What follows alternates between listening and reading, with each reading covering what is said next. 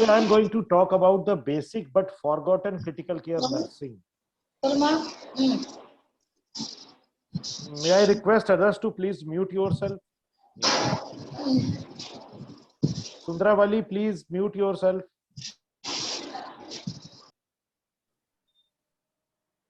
Okay. So as you can see, this is a hospital general statistical form. It is very old form, but the things have not changed. We all do some like this paperwork and we fill all the details in this. The only thing is the very first requirement in a hospital is that it should be do the sick no harm. So our first aim in the hospital is do not harm the patient. Whatever we are doing, any procedure, anything, any medication, they should not harm the patient. If they are not even benefiting the patient, they should not harm the patient. And as you all know, in procedures, every procedure carries certain risk. So the procedures are very important because one hand they are essential, like doing different procedures in ICU, they are very essential. That is why people do it. Side by side, they have got potential to harm the patient as well. So in this talk, I am going to discuss about the blood pressure measurement, the ECG, pulse oximetry, and ET suctioning. So 4 things I would like to cover during the time. I am sure you all have done the BP measurement. It is not a new thing. It is not a rocket science. And it is one of the basic things. The moment you enter any hospital or any nursing home or any doctor's clinic, the BP measurement is probably the first or second thing. First thing is how to identify the pulse, how to count the pulse. And second thing is how to measure the blood pressure. So these are different type of BP blood pressure manometers. As we all know, this was the mercury tonometer, which was the old time thing, and still many people use it because it is a very accurate thing, very sturdy thing. Then this is a digital tonometer or manometer. Many companies are selling it. Many places they are being sold at the over the counter. Many patients are using it at their home. And then this is the aneroid manometer. So aneroid manometer is again not very common. It is being used in the hospitals mainly as a standalone BP monitor. So these 3 types of BP measuring machines are there. So how we are going to measure the blood pressure? So first step is to identify the artery. So first, whenever you are tying a BP cuff, you should identify the artery. You should feel the artery somewhere in the cubital area. Cubital area is opposite to the, anyone? Where you tie blood pressure manometer? Nobody is going to willing to talk about it. Okay. So in the antecubital area, opposite to your elbow, opposite side, dorsum side, ventral side of the this thing, elbow joint, you can feel the against the elbow joint, like here, you can feel the pulse. Once you have felt the pulse, then one has to apply the cuff over it.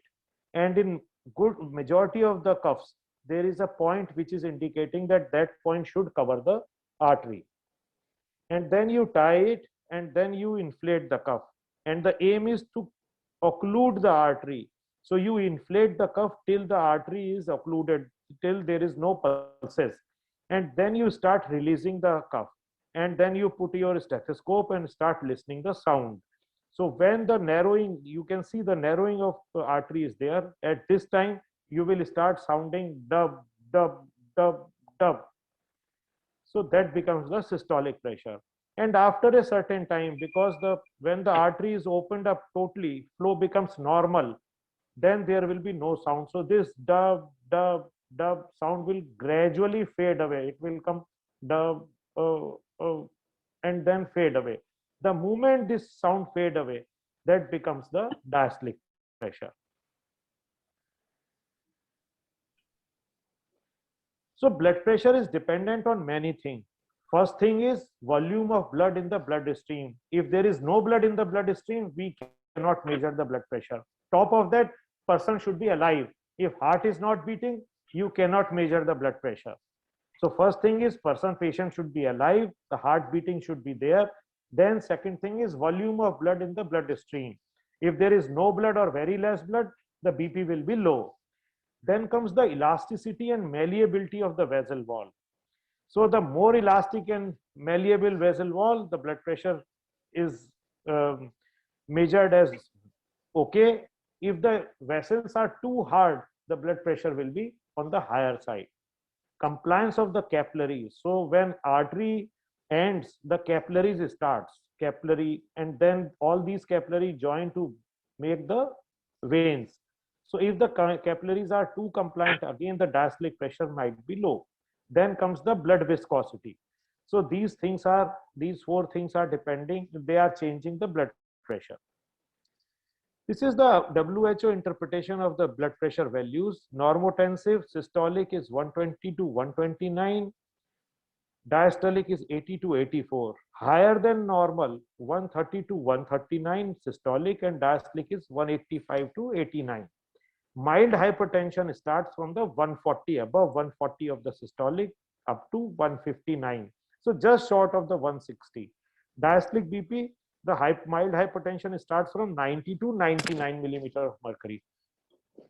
The secondary hypertension starts from the 160 to 179, just short of 180. And the diastolic is around 100 to 109. Severe hypertension is 180 or more mmHg of blood pressure, and diastolic of 110 or more. Now this is the hypertension, 1, 2, 3, 4 grades of hypertension, 1 normotension, and fifth is a hypotension where blood pressure is low.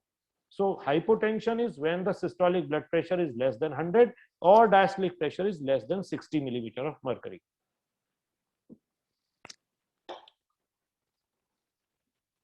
These are the factors affecting blood pressure. The age also affects the blood pressure. By the advance of the age, blood pressure starts rising.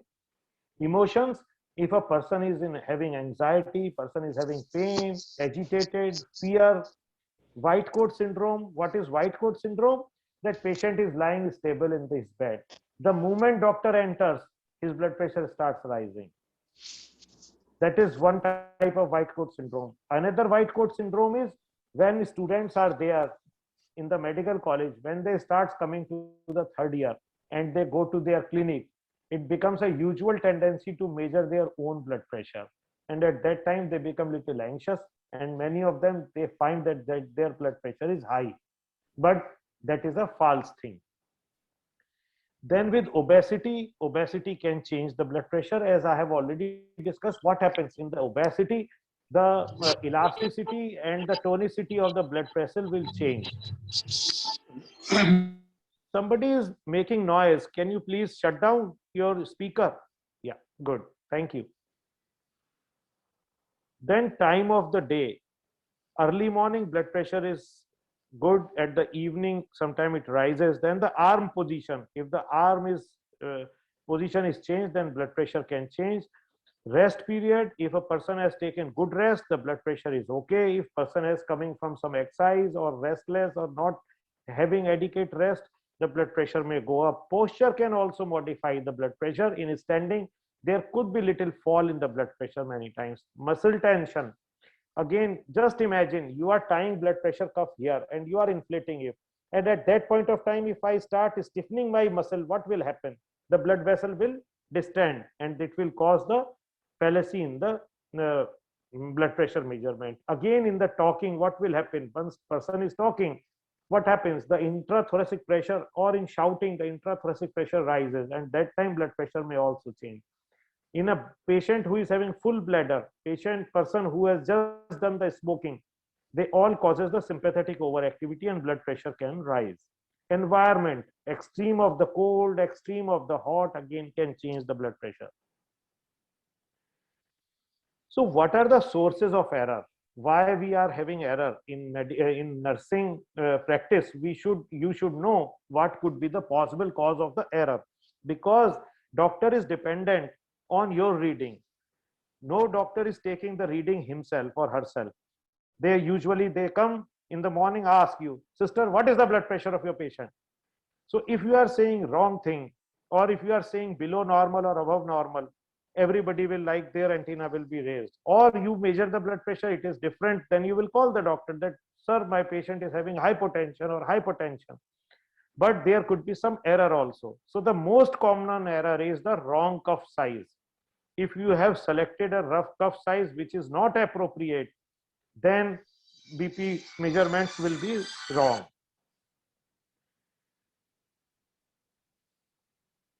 Okay, blood pressure cuff width should be 20% more than the upper arm diameter. As you can see here, they have written here the range. So blood pressure cuff should be, the artery should be lying in this area, and it should cover the 20% more than the upper arm diameter. Then cuff width should be 2/3 of the upper arm length. So upper arm length, my upper arm is from here to here.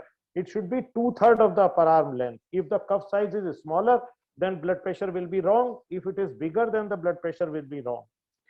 Cuff bladder length encircles 80% of the upper arm. You imagine a person having this much size of arm, a muscle bodybuilder person, not like myself, a small person, a person who is doing a bodybuilding, lifting weights every day.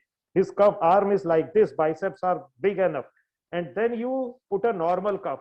So that cuff will not encircling the whole arm. And then you measure the blood pressure, it might be the wrong reading.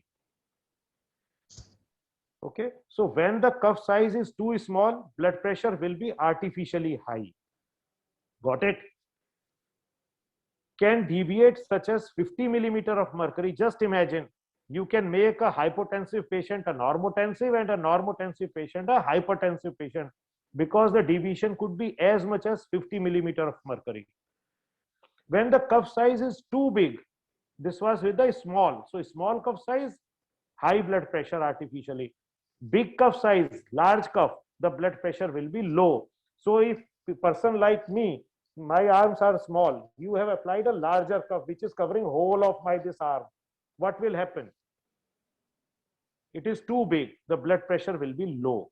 And but you may deviate as much as from the error using a cuff that is too small. Okay, so artery mark is here.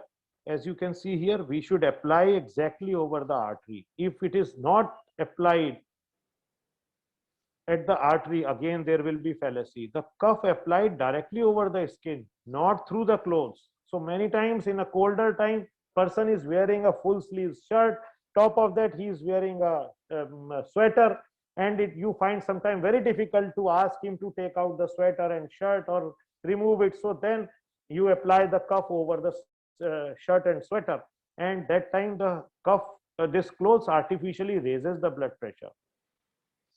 Then put the center of this inflatable bladder over the brachial artery. Position lower cuff border 1 inch above the antecubital space. As you can see here, this is the antecubital space, so it has to be placed 1 inch above it, as you can see here in this picture. Other source of error could be your machine is not calibrated, patient is not relaxed, his or her back is unsupported, he is just straining, isometric contraction, because he is straining, he is holding the table or bed clinching, legs are dangling, legs are moving here and there. Doctor is wearing a white coat, again sphygmometer, stethoscope is under cuff. Many times we try to protrude our stethoscope inside the cuff, that is again a wrong thing. So these could be probable problems. Systolic pressure overreads at the low pressure, less than 60, the reading is little high. If your patient is actually having low blood pressure, the reading may be little high. Arrhythmias such as AF may affect accuracy. External pressure to the cuff can cause inaccuracies. So this is how we do. This is, as you can see here, this is the 1/3 of the size, and this is the size. Here you can see how to apply the cuff. So the cuff is a right size around the arm, but it's too narrow for the length, because as I have discussed earlier, it should cover 2/3 of the arm.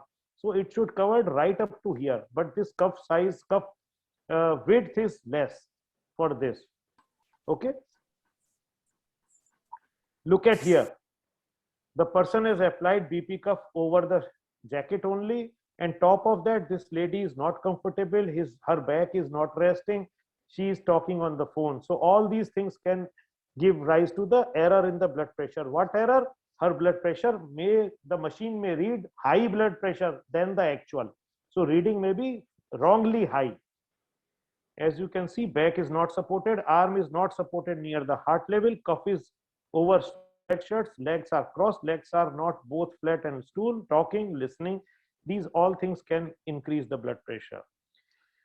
So after blood pressure, I would like to come to the ECG. Just a minute.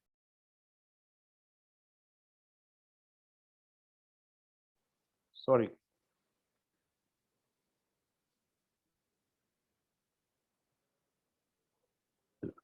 Sorry. So as you can see, this is the SA node, this is the AV node. So top starts the ECG, the contraction starts from the SA node, goes to the AV node, and from AV node, it goes to the whole of the heart. Look at this again. Look at this cycle again. This is the SA node, sinoatrial node. From here, the current is starting. This is the AV node, ventricular node. Anybody wants to ask something or just talking for themselves? Okay, so just look at this picture again. This is the SA node, current starts from here. This is the AV node, current is moving here. So SA node, as you can see here, this is the AV node contraction. The host.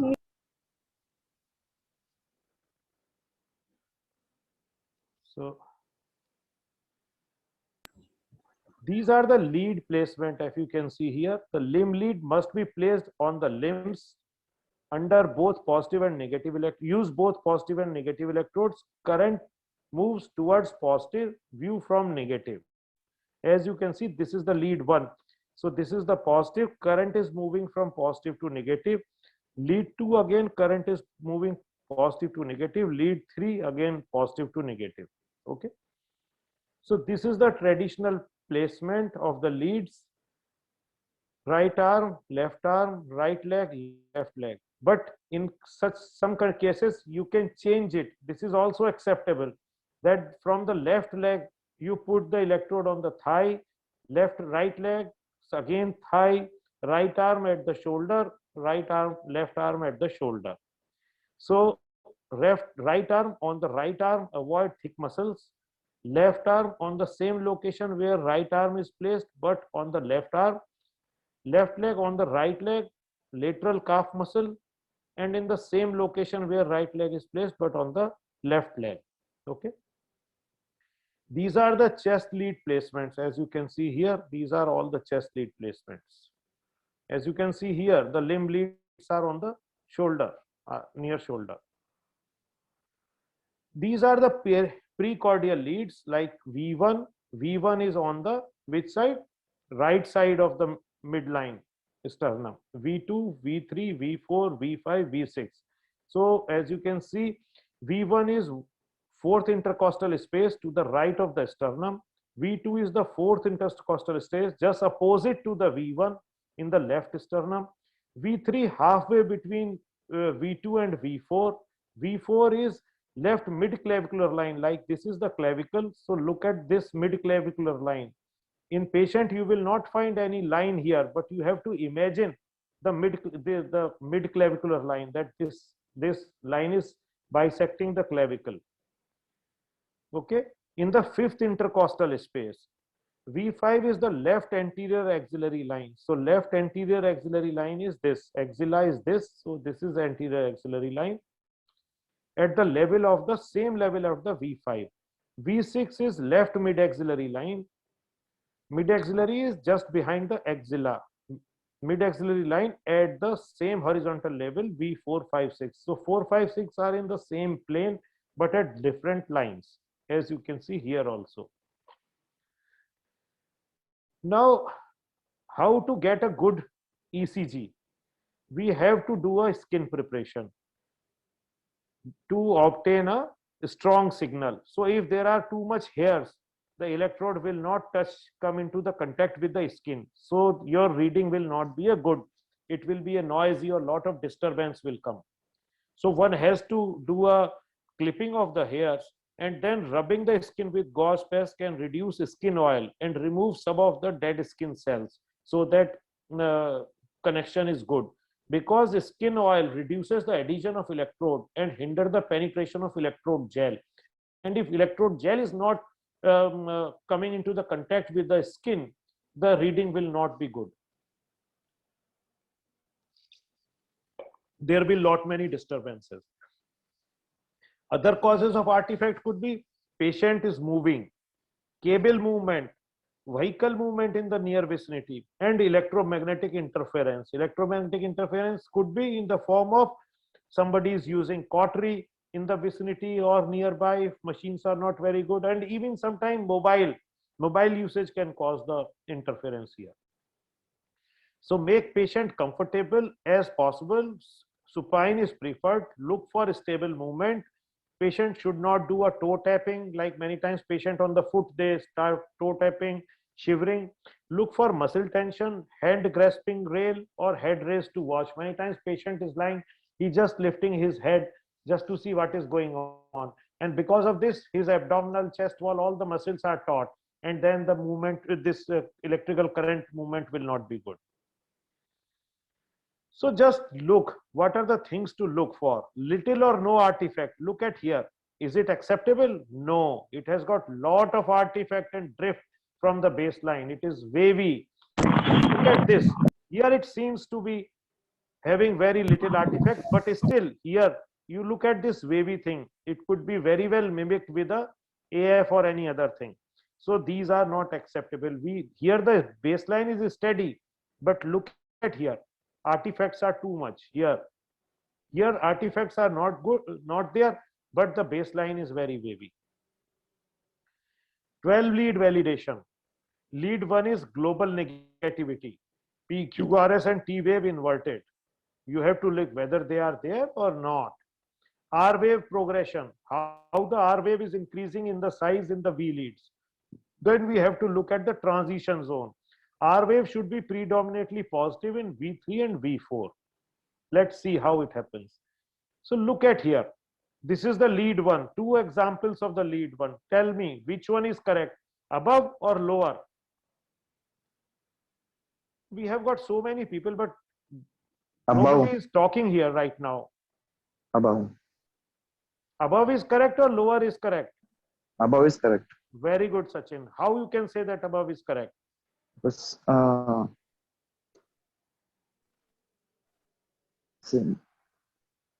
P wave, QRS, P wave were upside down in the lead 1. And this is in the global negativity, downside. upper lead switched. So what is happening here? Somebody has switched the lead. Okay. So above one is correct. You have said very well. In 12 lead validation, this is the normal. Look at the V1, R wave progression. This is the R wave. Can you see this tip is the R wave? So R wave is increasing from V1 to V6. This is called R wave progression. Progression means progress. So R wave is increasing gradually, mainly from V4 to V1 to V5. V1, V2 thoda badha or badha, here or increase, more increase, more increase. So V1 to V5 the size is V6 size is increasing. If poor progression is there, then it could be a pathological thing also, poor progression, but one should check the lead placement on electrode. It could be a wrong electrode placement. Look at here. The V1 is okay. V2, suddenly the R wave has become too big. V3 again R wave is small. V4 R wave is small. V5 again R wave is big. So there has to be some problem here. Somebody must have put the leads wrong. That is why it is not a normal. So looking at the ECG, you can find out that if somebody has put the leads wrongly, because if the leads are placed wrongly and later on this report, this ECG goes to somebody, cardiologist or somebody to interpret, And if he or she doesn't know that leads are placed wrongly, the interpretation may be wrong. So it is very important to place leads correctly. And this picture, you can see there is an incorrect attachment of the arm leads. Incorrect attachment of the arm leads is recognized because the reversal of the with QRS axis with QRS in the lead 1 and positive QRX in the VR, as you can see here. The speed is okay, everything is okay. So can you appreciate here? The axis with Q wave in the lead 1, this is the lead 1. So axis is reverse here, and positive QRS in the AVR. AVR is this one. So in AVR, we all know that QRS will be downwards, always negative, but here it is positive. So we know that something is wrong here. Coming to another thing, pulse oximetry. It is a very common thing. Now, everybody is having pulse oximeter at the home because of this COVID thing, and everybody is measuring their saturation. Lot of patients, everybody is having. I can say very well that in majority of the big cities, at least 50% of the home are today having pulse oximeter because of this corona thing. So we should know some basic things. What is pulse oximeter? It is a non-invasive monitoring technique used to estimate the measurement of arterial oxygen saturation of hemoglobin. So it is measuring the arterial oxygen saturation of that patient's hemoglobin. Oxygen saturation is indicator because what is happening? The oxygen carrying capacity lies with the hemoglobin. So if hemoglobin is saturated with the oxygen, naturally saturation will be high. If hemoglobin is not saturated with oxygen, the saturation will be low. Oxygen saturation is an indicator of the percentage of hemoglobin saturated with oxygen at the time of measurement. Why I am saying time of measurement? Because this saturation is a very dynamic thing. If oxygen supply is less, even for a 1 minute, gradually the saturation will come down. So it is not an absolute value that in morning I have seen the saturation of 90. So it is not possible that it will remain 90 forever. It indicates at the time of measurement only. Pulse oximetry uses a light sensor. I am sure you all must have seen that there is a red light blinking there. So that light sensor containing two sources of light, red and infrared, that are absorbed by the hemoglobin and transmitted through the tissue to a photodetector. So there are two components in the pulse oximeter. The amount and the type of light transmitted through the tissue is converted to a digital value representing the percentage of hemoglobin saturated with oxygen. So what equipment we need? Pulse oxygen saturation meter and monitor, oxygen saturation cable and sensor, manufacturer's recommendation of germicidal agent for cleaning of the non-disposable sensor. Because in today's environment, it is very important. So if person is having corona and we use the pulse oximeter and the same oximeter we apply to some other patient in the ICU without knowing that X person is having any infection or corona or any gram-negative infection, MDRO, so we can transmit the infection. So we have to know, we should know that what are the methods by which we can clean the pulse oximeter. Not only the machine, basically the cuff, the non-disposable sensor which is being applied around the finger, that has to be cleaned from inside. Many times we just clean it from outside, we don't clean it from inside. Okay.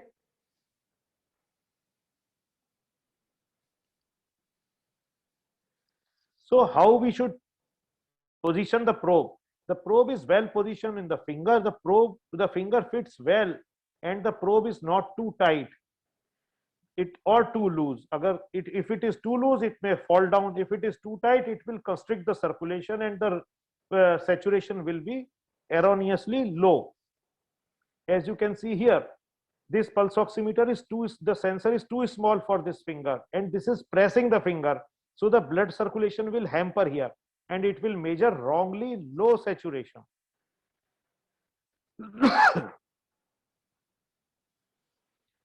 Wash hands to reduce transmission of the microorganism and body secretions. This is a standard precaution. So whenever you are applying pulse oximeter probe to any patient, you should wash your hands and the patient's hand as well before applying pulse oximeter probe.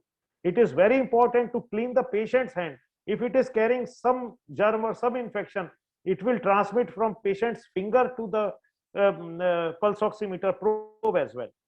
Assess the digit. Look at the warm or capillary refill. If the finger is too cold or capillary refill is not there, how will you check the capillary refill? Just press the capillary like this on the nail bed and leave it and check the color. That's how we can check the capillary refill. If finger is too cold or capillary refill is not there, the saturation will be, it will not pick up the good reading. It will show a low reading. Avoid sites distal to indwelling catheter, arterial catheter, blood pressure cuff. So if you have put the blood pressure cuff, you have put the blood pressure cuff in the same hand here, like my blood pressure cuff is put here, and put the pulse oximeter here. So what will happen? When the blood pressure cuff will inflate, at that time the blood circulation will not happen. So the pulse oximeter will suddenly show a drop in the saturation, and then alarm will start and everybody will get panicky. Apply the sensor in a manner that it allows the light source, light emitting diode, to directly opposite the light detector to determine the pulse oximeter value properly. Shield from excessive environmental light. So if I'm using pulse oximeter here and there is too much of the light here, direct light is coming, again it can cause the error. Position of the sensor so that it does not cause restriction to arterial flow or venous return. Never place the sensor on an extremity that has decreased or absent senses. Why? Because patient will, if it is too tight, patient will not be able to tell you that my finger is having pain or anything, because patient is not having any sensation. Allow 30 seconds for self-testing procedure and for detection and analysis of the waveform before values are displayed. So machine takes little time, around 30 seconds, to give the accurate value. So don't read the value within 30 seconds of application. Determine accuracy of detected waveform by comparing the pulse rate detected by the pulse oximeter and that of the monitored heart rate. That is most important. So if patient is having some issues, or this pulse oximeter is not having a correct reading, correct signal, then the pulse rate detected by pulse oximetry monitor may vary from the heart rate of the patient. See appropriate alarm limits according to the patient condition is set. Wash hands to reduce transmission of the microorganism to other patients. So nurse should wash hands before applying the pulse oximeter and after that also. Cleans non-disposable sensor. Majority of the hospitals, they are using non-disposable sensors. Between patient and manufacturer's recommended germicidal agent to reduce transmission of microorganisms to other patients. These are the specific conditions that may affect the SpO2. Carboxyhemoglobin, if carboxyhemoglobin is there, it will change your SpO2. Methemoglobin, dark nail polish, methylene blue, jaundice patient, and skin pigmentation if a dark skin patient is there. Then vasoconstriction, cardiac arrhythmias, patient is having shivering or hypothermia, venous pulsation like AV fistula. What happens if the person is on maintenance hemodialysis, chronic renal failure patient, they create a AV fistula. So they connect artery to vein.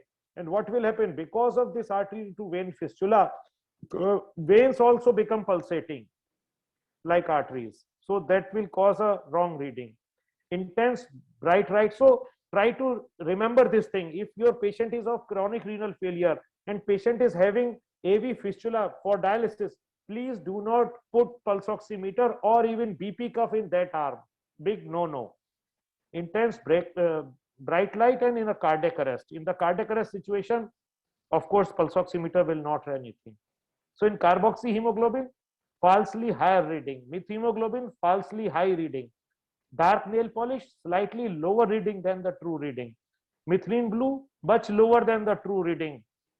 Jaundice may not significant effect. Skin pigmentation may be variable. Decreased perfusion, variable. Vasoconstriction, again variable. Cardiac arrhythmias, variable. Shivering, variable. Falsely low with venous pulsation. Intense bright light, again falsely low. Cardiac arrest, unreliable.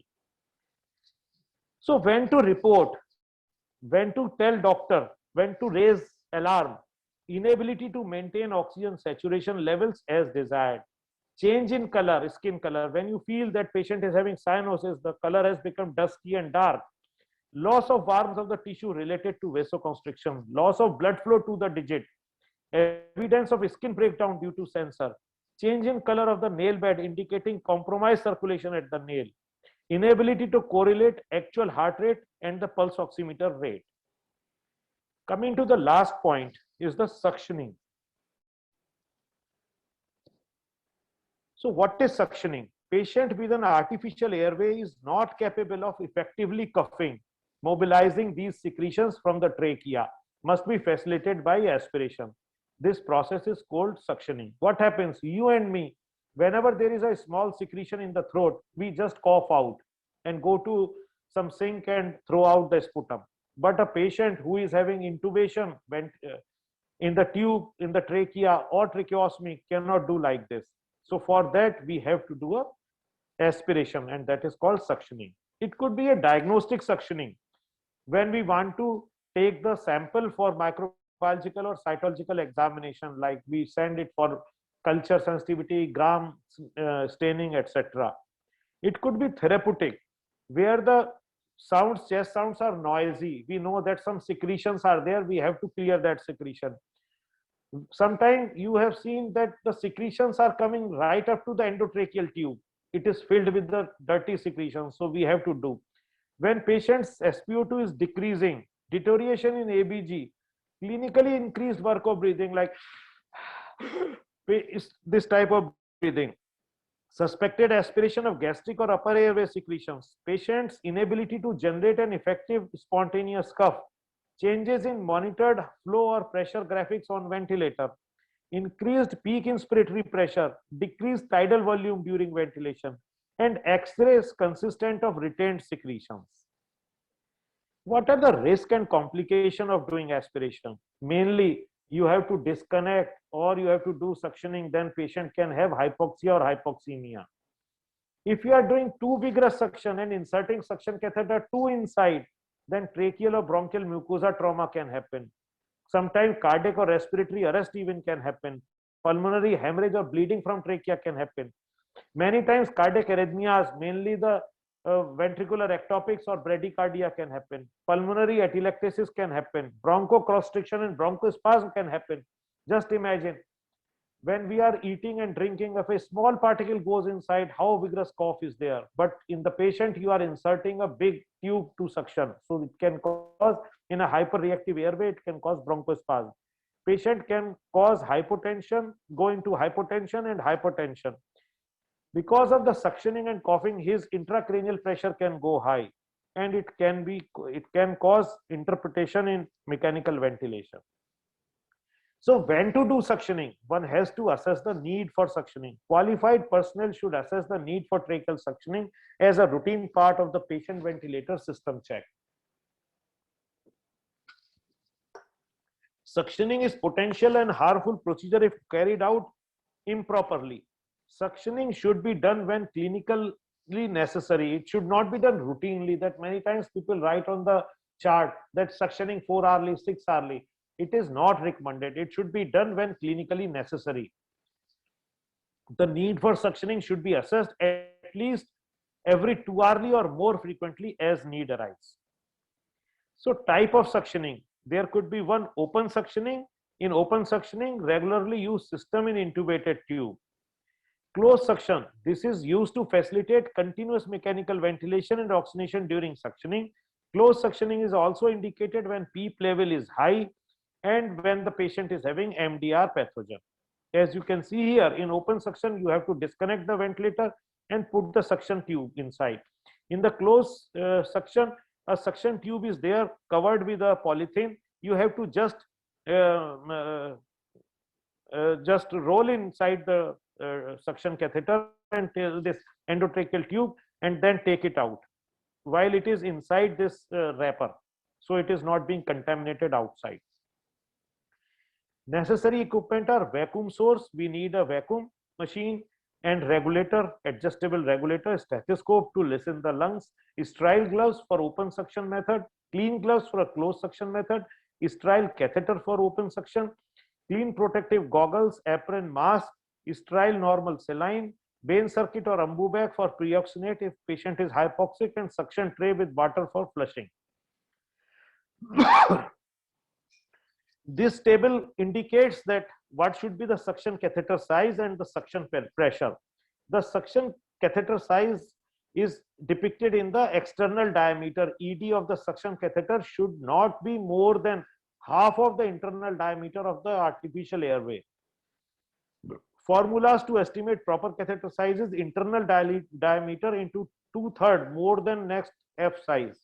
So if your endotracheal tube is of 9, you should put around 3 French size, 6 French, not more than 6 French. Internal diameter into 2, then use next smallest French size. For example, 8 endotracheal tube is the 12, next larger 14 French catheter. How much pressure? Wall mounted unit where the central suction is there, adult 100 to 120 millimeter of mercury, child 95 to 110, infant 50 to 95. In a portable unit, adult 10 to 15, child is a different. Following should be monitored prior to, during and after the procedure. This suction: breath sounds, oxygen saturation, respiratory pattern, hemodynamic parameters like pulse rate, blood pressure, cough effort, intracranial pressure if indicated and available. If the patient is already on intracranial pressure monitoring, then one has to look for it. Sputum characteristic: color, volume, consistency, odor, etc. Ventilator parameters like peak inspiratory pressure, tidal volume, FiO2, etc. Patient preparation: explain the procedure to the patient. If patient is conscious, patient should receive proper oxygenation by the delivery of 100% oxygen for 30 seconds prior to suctioning. Patient: position the patient in supine position, auscultate the breath sounds, perform hand hygiene, wash your hands, use the sterile glove. Turn on the suction apparatus and set vacuum regulator to appropriate negative pressure for adult 100 to 120 millimeter of mercury. Goggles, mask, apron, sterile gloves and sterile technique should be done. With the help of an assistant, open suction catheter package, connect it to the suction tube. With the help of an assistant, disconnect the ventilator on the endotracheal connector on the endotracheal tube. Kink the suction tube, insert the catheter. So when you are putting suction tube inside the suction catheter into the endotracheal tube, the suction should not be on until you feel resistance. Resistance is felt when the catheter impacts the carina or bronchial mucosa. The suction catheter should be withdrawn 1 centimeter out, because we should not do the suction at the carina. It may cause the damage to the bronchial mucosa. Apply continuous suction while rotating the suction catheter during the removal. Duration of each suctioning should be less than 15 seconds, otherwise patient can go into the hypoxemia.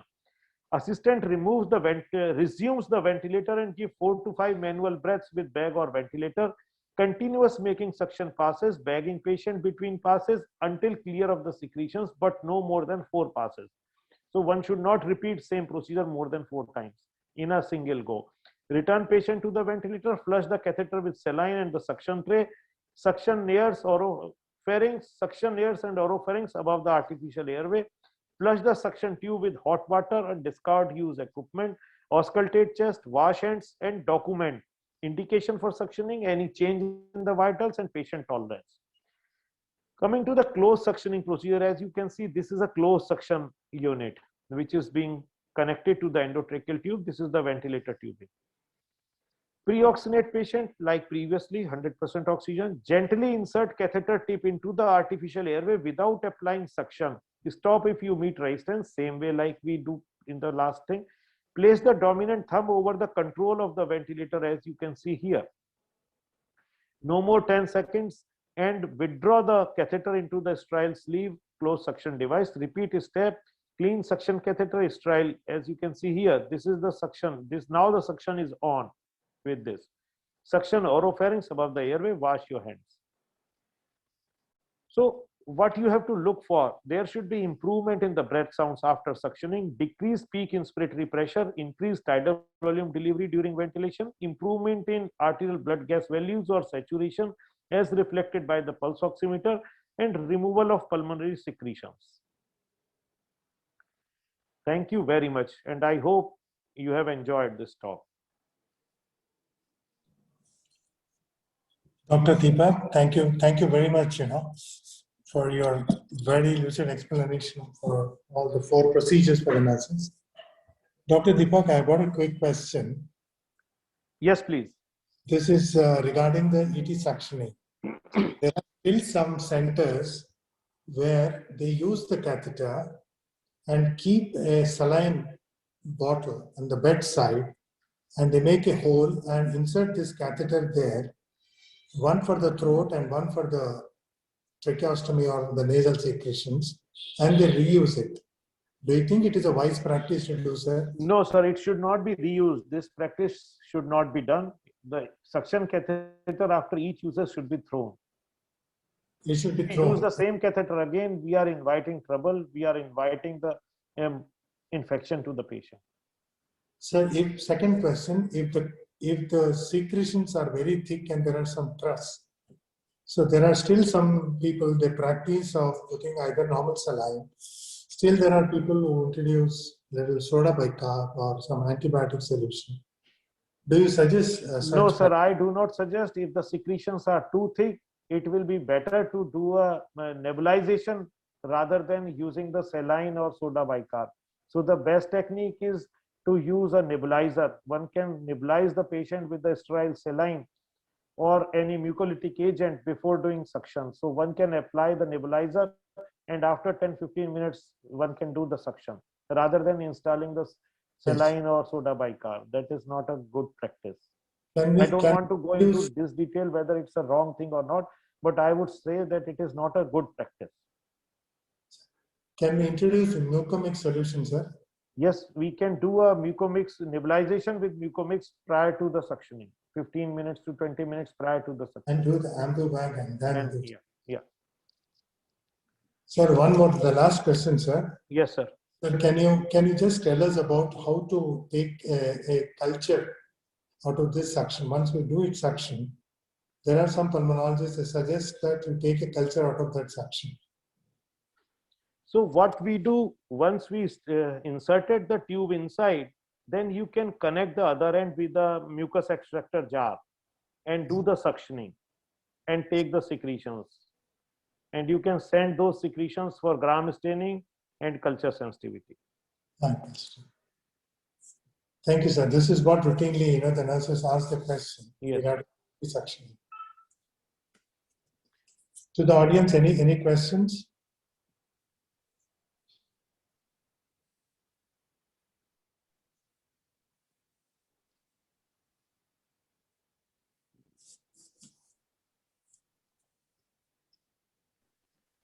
Sir, if there are no, can we? I have one question, sir. Yes, please. The patient is having AV fistula, then how we can, as a nurse, the challenge is when you are putting the S2 on BP cup and S2 on same hand, the reading, the S2 reading will be the wrong. Then how we can manage the patient? No, if patient is having AV fistula, most of the patient, if they are admitted, there will be in their file, it will be written in the capital that this patient is having AV fistula. We are noticed the AV fistula, but we are putting the BP cup and one hand, and same hand we are putting the S2 cup. As you have said that when you are putting BP and one hand, I understand what you are saying. The thing is, you have got 3 other limbs. So you can put the BP cuff in the lower limb, or you can put the pulse oximeter probe in the lower limb as well. Okay. There is no other option. If you are putting BP cuff or pulse oximeter on the hand where the AV fistula is there, then the reading will not be correct for both. Okay. Okay. But again, there with the BP range, the BP changes will be there, sir, in case we are putting in the BP cuff on the limb. No, it is not recommended to put BP cuff on that hand. Okay. Okay. Okay.